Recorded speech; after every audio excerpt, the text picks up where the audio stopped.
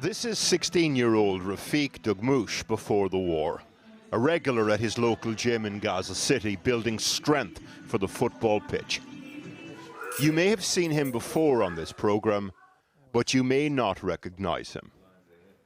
On Monday, we brought you his story and that of his younger sister Rafif from inside Al-Shifa Hospital.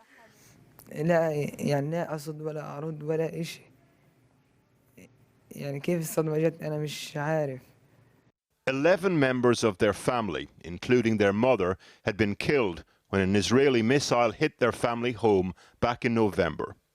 The siblings were brought to Al-Shifa, where they both had to have amputations. Some of the fiercest fighting this week has been in and around the hospital, with Rafiq and Rafif inside, along with hundreds of other patients. Over the last couple of days, we lost touch with them. Then we got through to their father in Cairo. He was in Egypt when the war broke out and got stuck there. His children had been moved to the basement of the hospital, he said. They were safe, but hungry and in pain. He recalls a telephone conversation between himself and Rafiq a few days ago while the fighting was taking place all around. بقول لي يابا اليهود بفجروا وبطخطخوا برا وانا خايف كثير وتعال خدني يابا وانا مش قادر اعمل له حاجه يعني بقول لي بعت لي يعني مش فاهم هو مسكين حبيبي يابا مش عارف ايش يعني اليهود بفكرنا انه احنا بنقدر نعمل له حاجه بقول لي يابا انا جعان بدي اكل هاتوا لي اكل طيب لما ابنك يقول لك يابا انا جعان بدي اكل مش ما فيش اكل لما يقول لك يابا انا كل يوم بموت ومحدش حاسس فيا خدني عندك يابا ايش بدي يكون انا موقفي معاه. With an active military operation still taking place, Rafiq and Rafif are stuck in the hospital.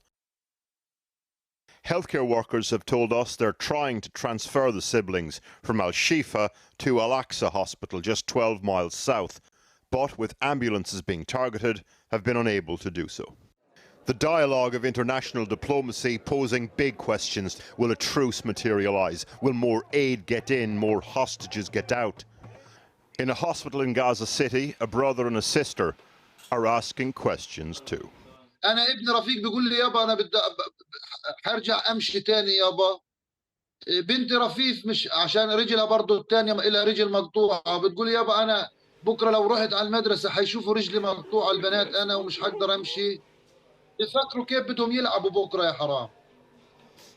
Now, the UN Secretary-General Antonio Guterres has called the queue of aid trucks waiting to be allowed into Gaza, where people face starvation, a moral outrage. He was visiting the border crossing between Egypt and Gaza, not far from Rafah, where almost half of Gaza's population have been displaced, and where Israel is threatening to launch a major military operation.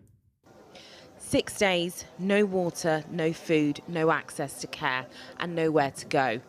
Plumes of smoke mark the location of Gaza's largest hospital, Al-Shifa, under siege by Israeli forces. 5 of the wounded who came here for treatment have died, Gaza's health ministry said. 170 gunmen dead, claims Israel. The siege, it says, an effort to thwart terrorist activity. Shot and killed while awaiting food trucks.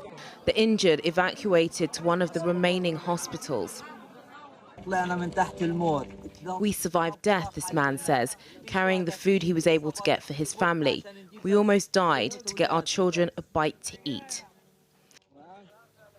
The long shadow of starvation stalking the city. And from outside, a fervent call for aid from the UN Secretary-General visiting the Rafah crossing. That is more than tragic. It is a moral outrage. Any further onslaught will make things even worse. Worse for Palestinian civilians, worse for the hostages, and worse for all people of the region. All this demonstrates that it is more than time for an immediate ceasefire. Meters away, kept behind high fences and armed guards, more than 1 million Palestinians in southern Gaza, sheltering from the fighting that has turned their homes to dust.